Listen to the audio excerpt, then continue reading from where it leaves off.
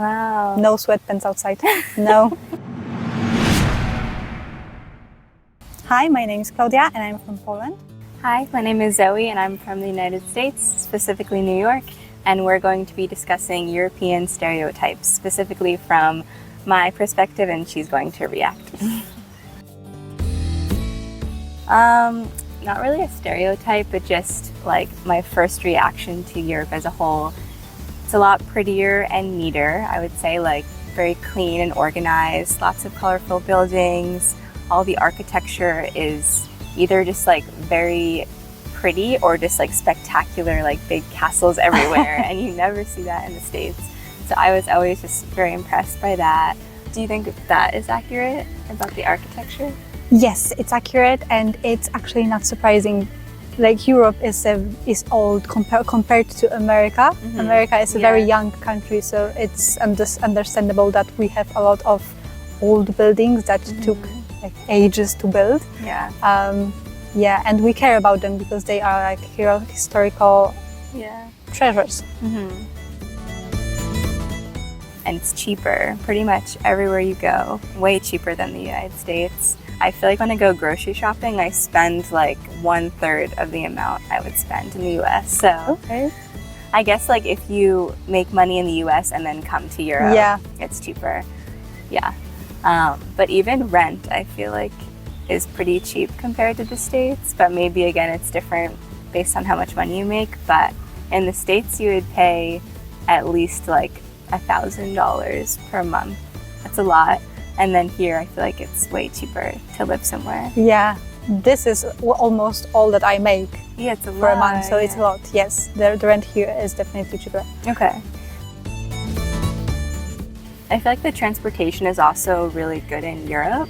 You could take a train from country to country, and in the US, you have to like fly across the country or drive, which takes days. And here, it just seems so easy to bop around. So I always found that really appealing. Or if you were to fly within Europe, it's like $40, $50 to go somewhere else. So that's super cool.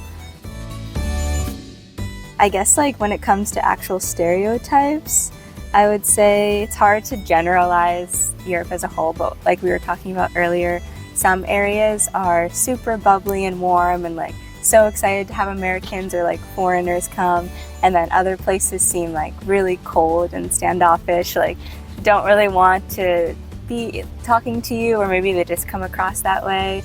And yeah, that's interesting because in the US, like no matter what people are going through, they're always like bubbly, I think, in my opinion, whereas that's not necessarily the case. In Poland, at least, I felt that way when I first got here, but then people warmed up to me after like a month or two. Yeah. But in the beginning, I was like, oh, did I do something to offend you? Like it seemed like they didn't want to interact with me, and that was different. Yeah, it's not like we don't like foreigners. We do, and we are mostly excited to see foreigners.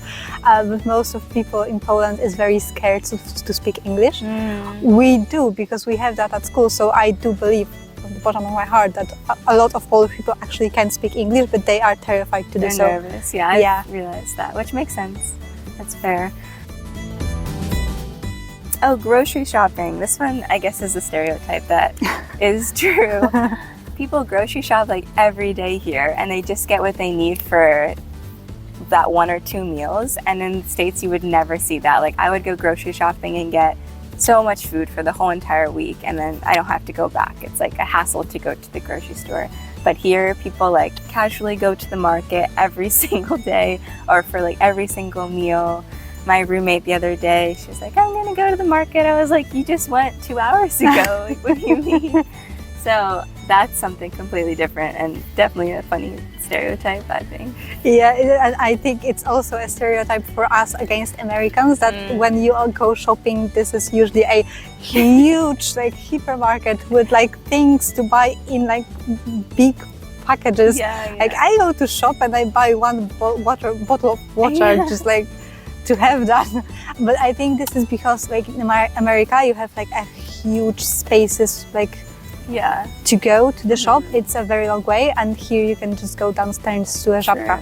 Like, yeah, that is true. You have to drive like 10 minutes or so to get to a big market. But yeah, I thought that was funny. But now my brain like can't really focus on like more than 2 meals. I have to just think about what I'm gonna have for the day, and that's it, and then move on and go to the store the next day. So I've sort of adapted to the European way. Yeah. And then I would say that people drink a lot of coffee here.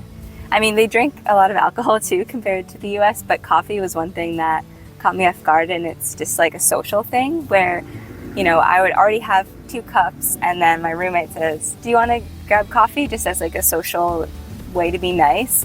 And I'm like, 3 cups is a lot of coffee, but it's so casual for Europeans to just have so much coffee.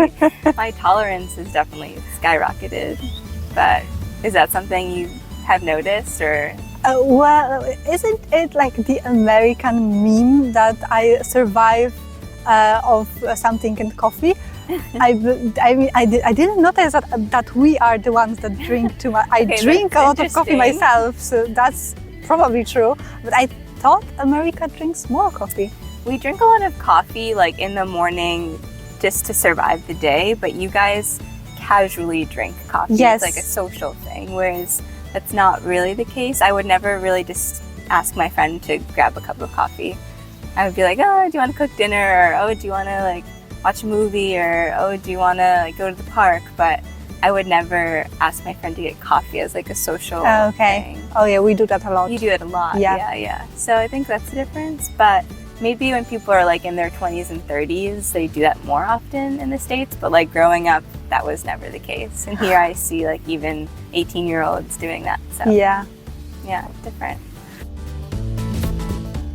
In Europe, everyone loves their country, it seems like. Wherever I go, people go out of their way to like show their flag, or like give fun facts, or show you around, or say like, I love it here so much, like what do you think, and like engage about that topic. And in the US, I feel like if you act as if you like the country or love the country, you're seen as like politically like not I don't know how to phrase this so it doesn't sound bad, but I guess now politically it's hard because it's like Trump versus everyone else. So if you idolize America, people often see that as like, I love Trump, whereas in Europe it's just normal to love your country and to like talk about it. Usually how it works, when, for example, I have a Polish friend who works in Germany, and he likes Poland, like he is very a Polish person, but the people he hates the most are Polish people in the Germany.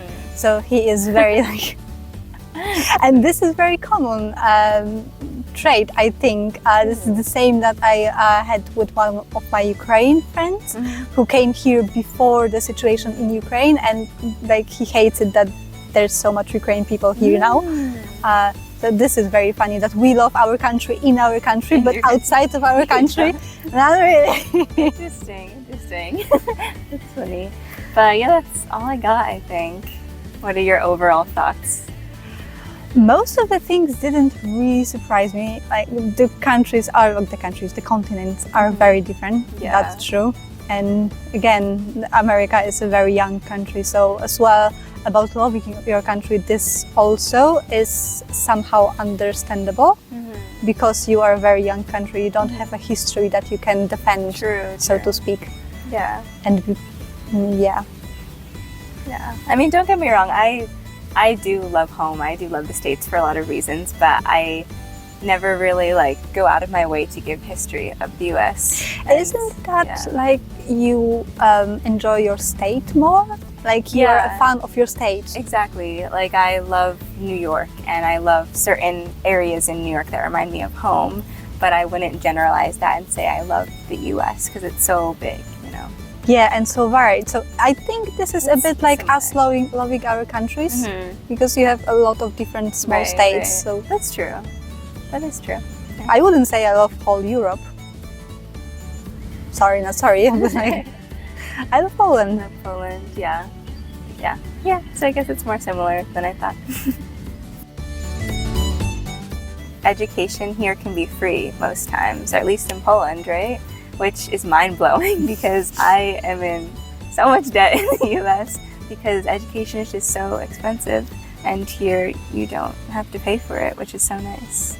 Yes, this is very weird for me. In the 21st century, like education should be free. Like, it's not that it's free in Poland, it's paid with taxes. But you also have taxes in America. Yeah. And still, like, education is important. So why do you pay for it? And such a lot of So money. much. Is college and like master's level of education also free? Up until you are 26 years old, I believe.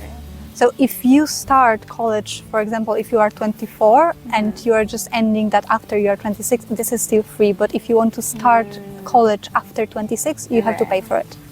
Wow. That even gives you so much buffer time to, Yes. to take time off and to do whatever. Wow. That's so nice. The US would never. So expensive. Every level, like the master's programs are so expensive. And if you go to like a cheaper university, then okay, you're not in debt, but then on paper it doesn't look as good, so maybe you won't get like a prestige, like a nice job. So pros and cons, but everything is just expensive. Yeah, here even the paid college, like after 26, if you go for a like, how is it called, like a weekend college, you still get like degree, but this is not that expensive. You are able to have a full-time job, go to college, and not be in debt, and live life. Like this is still not that expensive to have an education after 26 in Poland. Wow. I feel like, again, it might be hard to generalize in a lot of, or for all of Europe, because I haven't seen a lot of countries as well, but at least here in Poland, I feel very safe as a woman. Like, I could go out at night by myself and it would be completely fine. Whereas a lot of areas in the States, even within New York where I'm from, like, it would be a little sketchy to do that. So I think safety is a big thing. I think, and then also people just always dress so nicely in Europe. Everyone's like you right now, everyone has dresses on. And I rarely see people wearing sweatpants, like makeup is always done. And that's not the case in the States. I feel like people go out, wear sweatpants, doesn't really matter. So that was a big thing I noticed. What do you think? I am from Poland, so it didn't hit me that we are put together. You just like get that from home. Like there are clothes that you wear in the house, and there are clothes that you wear outside of the house, and you don't mix this. You just don't. This is something that we learn at a very young age, so it doesn't hit me that much. I thought the entire world has something like that. No. Maybe this is just me, but I've met a lot of people also that are very similar where, like, I've worn these in the house, I've worn them out.